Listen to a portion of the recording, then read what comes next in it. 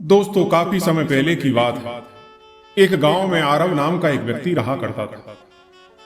अगर कभी कोई चोरी या झूठ की बात करें तो आरव इन दोनों में मास्टर था।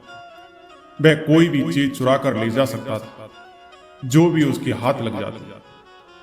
वह अपने गांव में इतना बदनाम हो गया था कि गांव का कोई भी आदमी अपनी कोई भी चीज ऐसे ही खुली नहीं छोड़ता। अब क्योंकि वह ऐसा हो गया था तो सब लोग अपनी चीजें संभाल कर ही रखते थे। इसलिए अब वह गांव वालों की कोई भी चीज नहीं चुरा सकता था। अब गांव वाले सतर्क हो गए तो वह चोरी कर नहीं सके। तो कुछ दिनों बाद वह गरीब हो गया, और इतना गरीब हो गया कि उसको खाने के भी लाले पड़ने लगे। एक दिन उसके दिमाग में एक ख्याल आया कि अगर उसको अमीर आदमी बनना है तो चोरी करने के लिए गांव का सरदार ठीक आदमी रहेगा। अब आरव के पास इस दुनिया में बस अब दो ही चीजें बाकी रह गई। वह था उसका घोड़ा और उसकी पत्नी। एक रात आरव ने अपनी पत्नी से कहा कि मैंने अमीर बनने के लिए एक तरकीब सोची है। उसमें तुमको और घोड़े दोनों को मेरी सहायता करनी पड़ेगी, क्योंकि अब केवल तुम दोनों ही मेरे पास रह गए हो और तुम तो मेरे लिए बहुत ही कीमती हो, खास करके इस समय। अपनी तरकीब को काम में लाने के लिए मुझे तुम्हारे सोने के हार की जरूरत पड़ेगी जो मैं अपने घोड़े को दूंगा। अगले दिन आरव ने अपनी पत्नी का सोने का हार लिया और उसके कई छोटे छोटे टुकड़े कर दिए। उनमें से एक टुकड़ा उसने घोड़े के खाने में मिला दिया। बाद में जब घोड़े ने नींद की तो उसमें वह सोने का टुकड़ा चमक रहा था। उसने फिर एक बार घोड़े के खाने में एक सोने का टुकड़ा मिला दिया और उस घोड़े को और उसकी लीद को ले जाकर वह सरदार के पास पहुंचा। जब वह सरदार के घर में घुसा तो उसने सरदार को आवाज लगाई। सरदार घर से बाहर निकला। आरव ने सरदार के पैर छुए। सरदार बोला कि उठो मेरे बच्चे, कहो कैसे आना हुआ। आरव बोला कि सरदार जी, मेरे पास एक बहुत ही खास खबर है जिससे आप सबसे अधिक अमीर बन जाओगे। सरदार बोला कि तब तुम यह खबर अपने ही पास रखकर खुद ही अमीर क्यों नहीं बन जाते। आरव ने नम्रता से जवाब दिया, क्योंकि इतनी अमीरी तो केवल सरदारों को ही अच्छी लगती है। अगर मैं इतना अमीर बन गया तो मुझे पूरा यकीन है वह खजाना मुझसे आप ले लेंगे। इसलिए मैंने यह सोचा है कि उसे मैं आपको अपने आप ही दे दूं। सरदार बोला कि आरव, तुम बहुत ही अक्लमंद आदमी हो, बताओ क्या खबर है। तब आरव ने अपना घोड़ा और उसकी लीद सरदार को दिखाई। सरदार को ऐसा घोड़ा देखकर बहुत आश्चर्य हुआ जो अपनी लीद में सोना निकालता था। इससे पहले कि वे अपने आश्चर्य पर काबू पाता कि इतने में घोड़े ने फिर से लीद की और उसमें भी सोने का एक टुकड़ा चमक रहा था।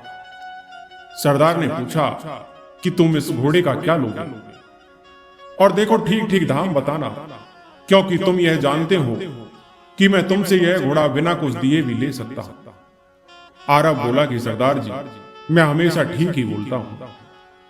आपके एक बहुत ही छोटे नौकर की हैसियत से मैं इसका दाम केवल 100 सोने के टुकड़े और 100 चांदी के टुकड़े मांगता हूं। फिर उसने सरदार के आदर में अपने दोनों हाथ अपनी छाती से लगाए। सरदार बोला कि ठीक है, तुमको 100 सोने के टुकड़े और 100 चांदी के टुकड़े मिल जाएंगे। और इसके साथ ही सरदार ने अपने नौकरों को आरव से घोड़े का मामला तय करने के लिए बोल दिया। आरव को तो विश्वास ही नहीं हुआ कि सरदार इतना दयालु था। आरव फिर बोला कि सरदार जी, कोई आपका सोना चोरी न कर ले। आप घोड़े को अलग रखिएगा और अपने बहुत ही यकीन के नौकरों को रात दिन तक उसकी रक्षा के लिए रखिएगा।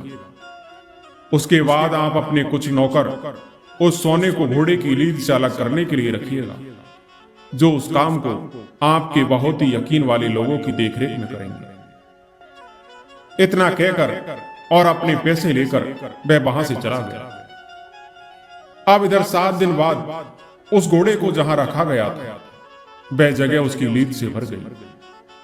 सरदार के नौकरों ने वह पूरी लीद छान मारी, पर उसमें तो उनको सोने का एक टुकड़ा भी नहीं मिला।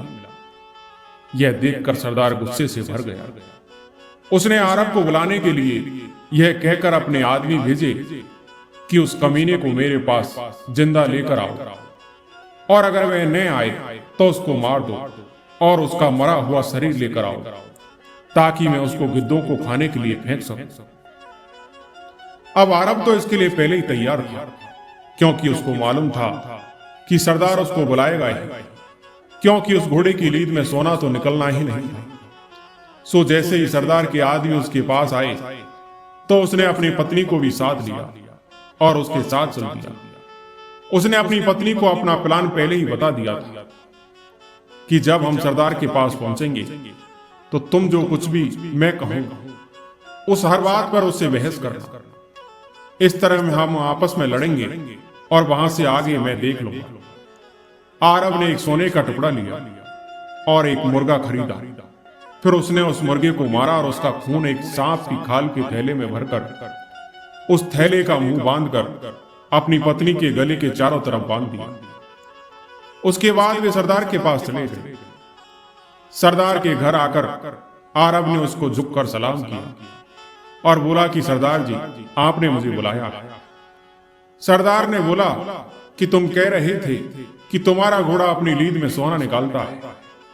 मैंने उसको तुम्हारे कहे अनुसार 7 दिन तक एक अकेली जगह पर रखा, पर मुझे उसकी लीद में से सोने का एक टुकड़ा भी नहीं मिला। आरब ने जोर से कहा, पर मैंने तो आपसे यह केवल कहा ही नहीं था, बल्कि करके भी दिखाया था। उसकी पत्नी बोली, सरदार, इसने आपको धोखा दिया था, वहां कोई सोना वोना नहीं था। आरब चिल्लाया, तुम चुप रहो झूठी। पत्नी ने भी जवाब में कहा, तुम झूठे हो। आरब ने गुस्सा होने का बहाना करते हुए अपनी पत्नी को बहुत डांटा। फिर उसने अपना छोटा सा चाकू निकाला और उसके गले में लिपटा हुआ वह सांप की खाल वाला थैला काट दिया। इससे उस थैले में भरा सारा खून फर्श पर बिखर गया और उसकी पत्नी जमीन पर गिर पड़ी। यह देखकर सरदार चिल्लाया कि तुमने अपनी पत्नी को मार दिया। आरब बोला कि आपने मुझे बुलाया था ना, क्यों बुलाया था? जल्दी बताइए ताकि मैं इसको फिर से जिंदा कर सकूं। सरदार यह सब देखकर परेशान था। वह बोला कि तुमने अभी अभी एक इतना बड़ा जुर्म किया है और तुम मुझसे पूछ रहे हो कि मैंने तुमको क्यों बुलाया है। भूल जाओ कि मैंने तुमको क्यों बुलाया है। तुमने अपनी पत्नी को मारा है। तुमने एक भयानक जुर्म किया है और वह भी मेरे आंखों के सामने। अब तुम उसकी सजा भुगतने के लिए तैयार हो जाओ। आरब ने तुरंत ही एक जग भरकर पानी मांगा। सरदार ने पानी मंगवा लिया। आरब ने उसके ऊपर कुछ शब्द बोले। फिर उसने अपनी गाय की पूंछ का चंबर उस पानी में डुबोया और उस पूंछ को 7 बार झटक कर उससे एक आवाज करते हुए वह पानी अपनी पत्नी पर छिड़क दिया। वह बोला कि इसका कटा हुआ गला ठीक हो जाए और मैं तुम्हें हुक्म देता हूं कि तू उठ जा। आरब की पत्नी तुरंत ही उठकर बैठी हो गई और अपने पति को गले से लगा लिया। अब उसका गला भी कटा हुआ नहीं था। गाय की उस पूंछ के चंबर की ताकत को देखकर सरदार ने सोचा कि अगर यह चंबर उसके पास हो तो वह कितना ताकतवर हो जाए।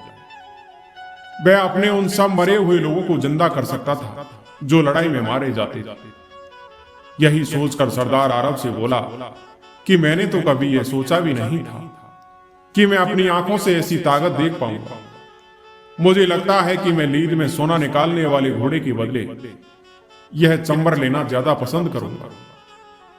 तुम मुझे इसे कितने में बेचोगे? आरब बोला कि मुझे यकीन है कि आप जानते हैं कि यह चंबर इस घोड़े से कहीं ज्यादा कीमती है, पर आपको मैं इसको 200 सोने के टुकड़े और 200 चांदी के टुकड़े में दे दूंगा। सरदार ने उस चंबर के दाम आरब को दे दिए और वह चंबर उससे ले लिया। एक दिन जब सरदार अपने सलाहकारों के साथ खाना खा रहा था तो वह अपनी नई ताकत उन सब को दिखाना चाह रहा था। जब उसकी एक पत्नी वहां खाना रखने के लिए आई तो उसने उन लोगों से कहा कि वह पहले उसको मार देगा और फिर उसे जिंदा कर देगा। तुरंत ही उसने अपनी पत्नी को पकड़कर जमीन पर गिरा दिया और उसका गला काट दिया। उसका एक सलाहकार यह देखकर घबरा गया और चीख पड़ा कि सरदार, यह आपने क्या किया? आपने तो उन्हें मार ही दिया। सरदार बोला कि ठीक है, अब हम खाना खाते हैं, बाद में मैं उसको जल्दी ही जिंदा कर दूंगा। पर उसके सलाहकार को तो चिंता हो रही थी। उन्होंने सरदार को उसे जल्दी से जिंदा करने को कहा। सरदार ने तब वह चम्मर पानी में डुबोया और आरब की तरह कुछ शब्द बोले।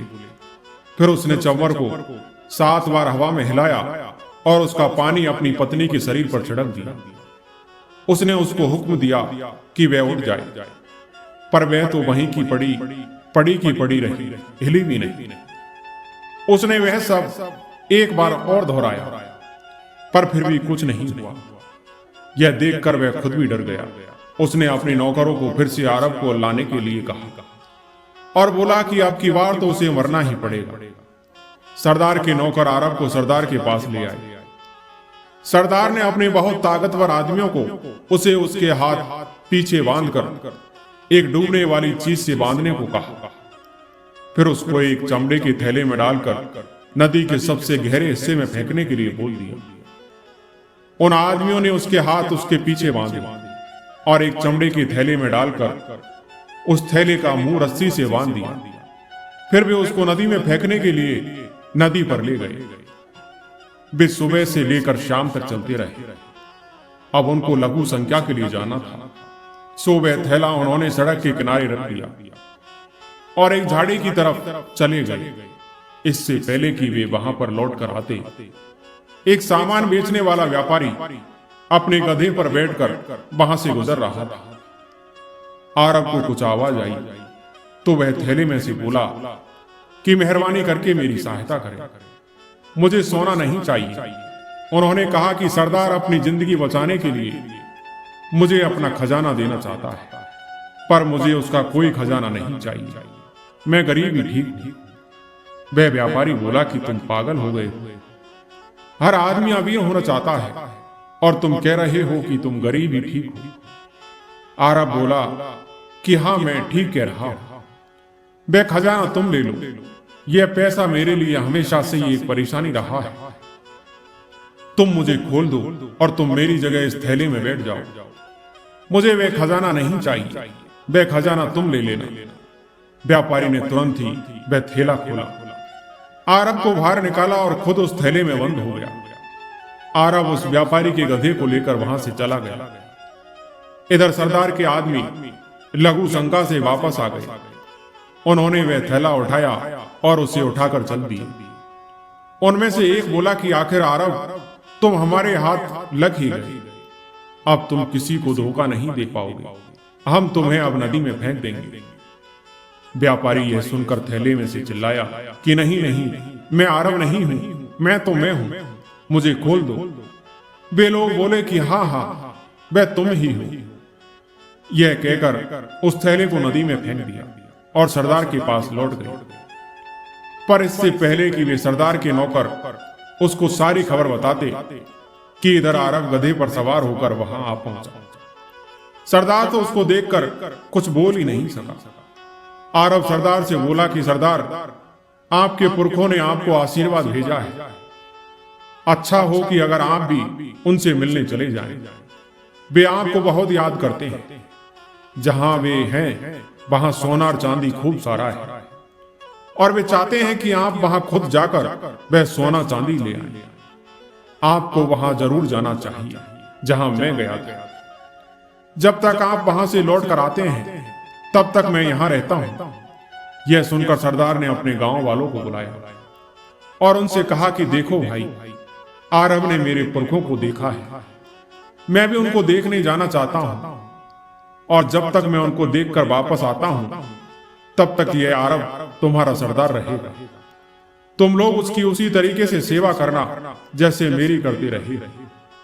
आरब ने सरदार के नौकरों को सरदार को वैसे ही चमड़े के थैले में बांधकर नदी के सबसे गहरे हिस्से में फेंक देने के लिए कह दिया। सरदार के आदमी सरदार को थैले में बांधकर नदी पर ले गए और उसको नदी में फेंक दिया। और इधर आरब ने उस गांव पर कई वर्षों तक राज किया। और जब सरदार वापस नहीं आया तो वह उस गांव का असली सरदार बन गया। इस तरह से गांव का वह चोर गांव का असली सरदार बन गया। दोस्तों, आज की कहानी यहीं समाप्त होती है। मैं उम्मीद करता हूं कि आज की यह कहानी आपको जरूर पसंद आई हो। कहानी पसंद आई हो तो वीडियो को लाइक और सब्सक्राइब जरूर करें। धन्यवाद।